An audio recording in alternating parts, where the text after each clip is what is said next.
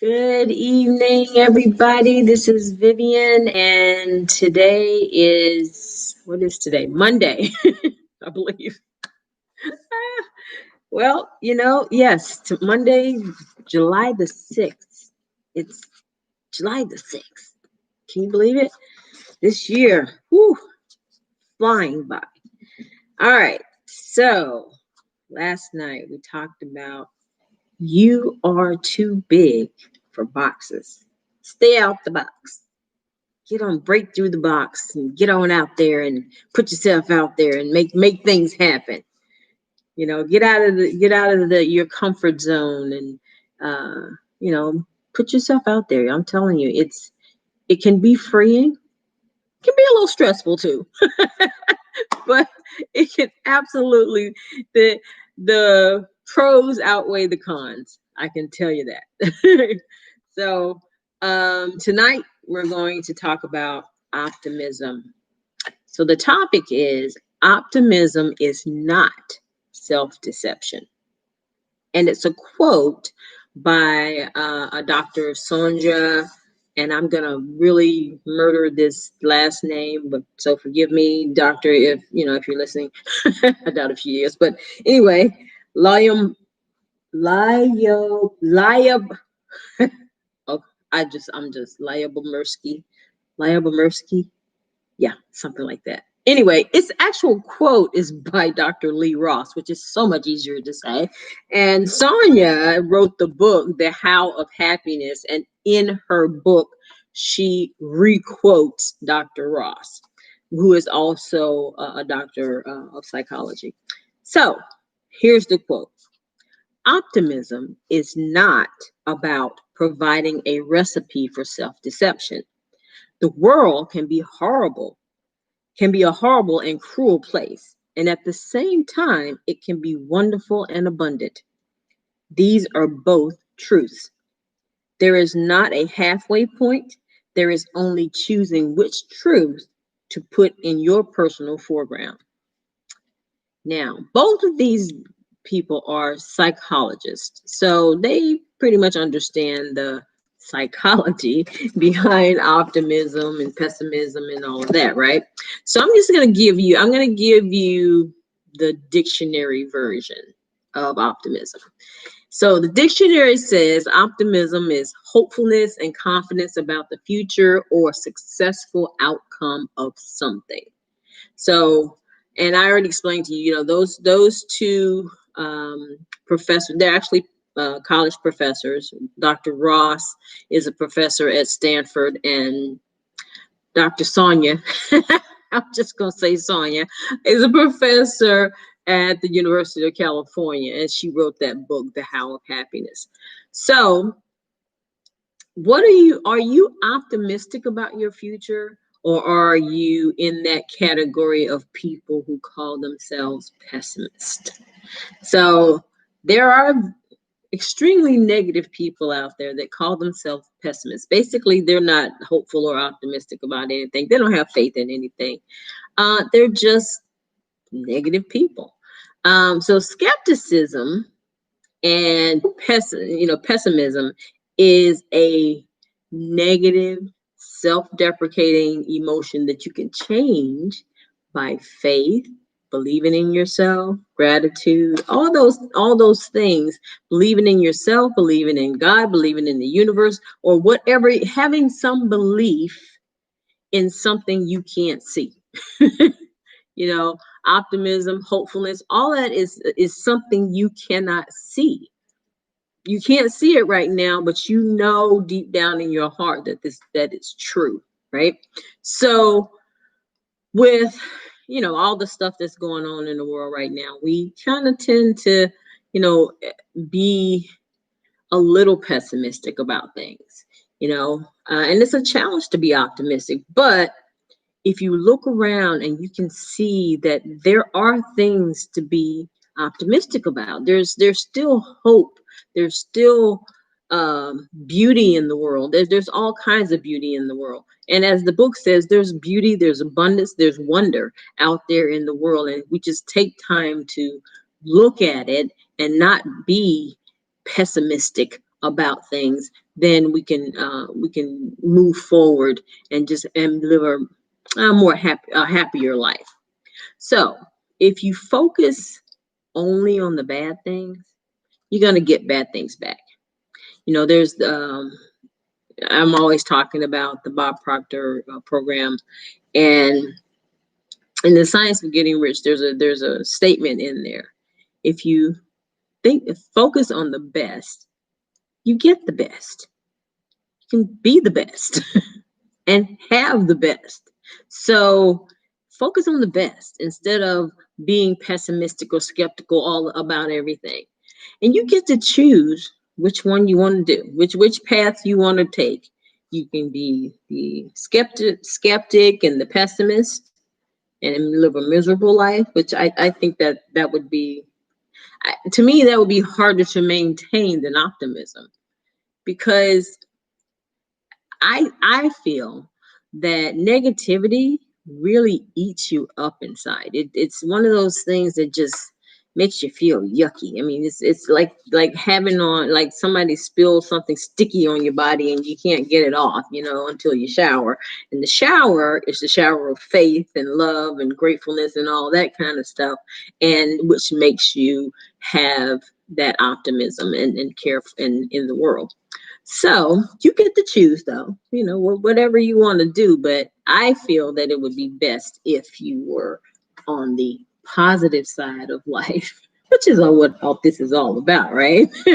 So Winston Churchill, now he once said that a pessimist sees the difficulty in every opportunity, but an optimist sees the opportunity in every difficulty. And see, that's another philosophy for people who are successful, because successful people don't see obstacles as just obstacles. They see them as something they can solve. If you're out there and you're seeing all these obstacles and you're seeing it as, oh God, that looks so bad, but your brain starts working. You say, okay, how can I solve that? How can I fix that? What can I do to make that better for the world or for someone or whatever, right? So that's going on the optimistic side, because now you got ideas. They're not formed yet, but you've got ideas that are going to help someone fix a problem. So, for instance, say I had a problem with managing my friend request on Facebook. And I posted something in a group that I was in and said, I was having these issues. And I don't even think it was 3 days later, another one of the group members sent me a link to an app that helps you manage your friend request on Facebook. I was like, hallelujah. See, when you think about the optimistic side of it, things come to you. These good things come to you if you keep thinking about it that way. So if you're always optimistic, I don't think you can be that 100%, or maybe you can. Who knows? It's possible. Everything's possible.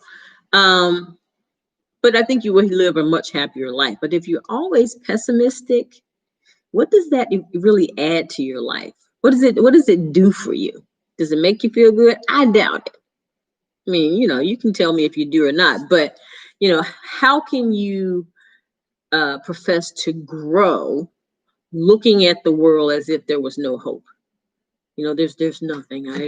Everything's horrible, and it's always going to be horrible. I mean, and you hear people say stuff like that, and you go, how can you live like that? It's one of those things you're like, oh, get off me. I don't really want to hear that. That's not right. There's hope in everything, because you can see it. There's just been miracles after miracles after miracles, centuries and centuries and centuries. And if there was no hope, I think we would have died out with the cavemen, right? So think about it. So you can't, in my opinion, live a whole life as a pessimist. I don't think it's possible.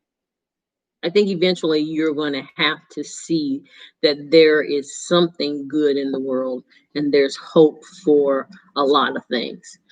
So, one of the things that I do notice about pessimists, though, they see everything as a scam or a trick or whatever, and even though they might even see evidence that it's not a scam, because what is a scam? A scam is like somebody takes something from you of value and doesn't give you any value in return, right?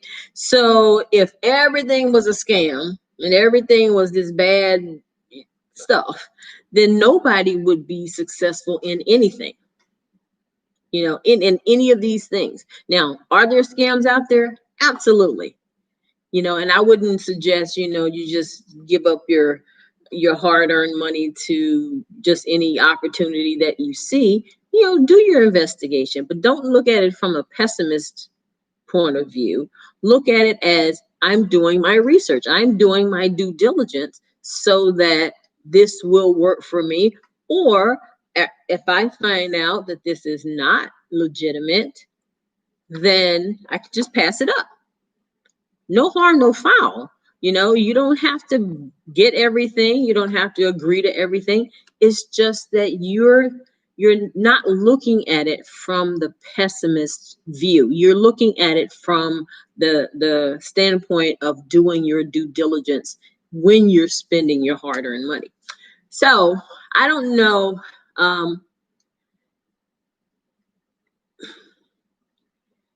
There are things out there. Like I saw this video. You know how sometimes people are doing reviews of different products, and they'll have it as their title, scam. Just to make you look at it. Really, it's not. They don't really think it's a scam. They're just trying to sell it most of the time.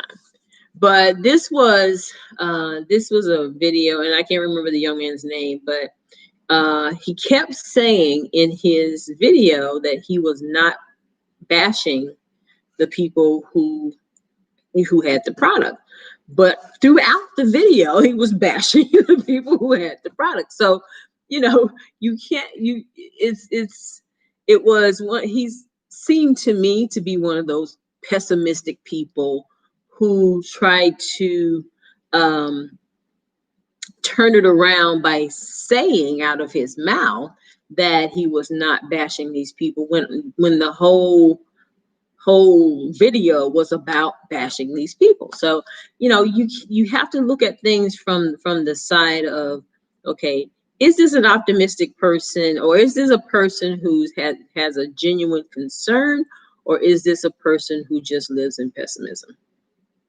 or as they call them now, haters? So you have to look at things from a logical point of view, but not necessarily pessimistic or skeptical. So some people might call optimism self-deception. Now, I don't, because you have to, as I'm learning more and more as I read things, you have to convince your subconscious mind that you are what you want in order to have the motivation to get things done that's going to push you toward that goal. So it's not self-deception, it's belief, it's faith, it's that sort of thing. Not necessarily not deceiving yourself, because on one level, that this is not physically manifest yet, but on another level, you have to plant the seed in order for it to grow. So if you don't ever plant the seed, it's not going to grow. And so you have to be optimistic about things, be hopeful about things, and do your affirmations. I do affirmations every evening, right? And so when I say what I'm thankful for, there are a couple of affirmations in there. Are they physically manifest? No, not yet. But I know that they're coming because I'm doing the work to make it happen. So And a lot of people will say, that affirmations are considered optimism. It's optimism, hopefulness, and that sort of thing. So, what do you believe in?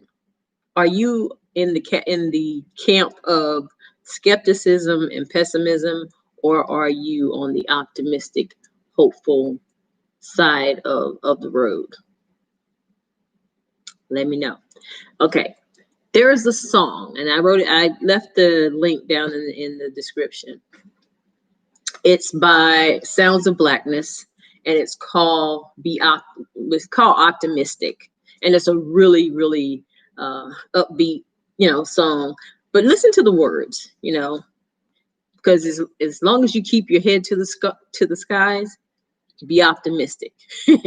So, like I said, I put the link down below. It's on YouTube, here on YouTube, and you can listen to it and just tell me what you think, because I love that song, and it's kind of bouncy.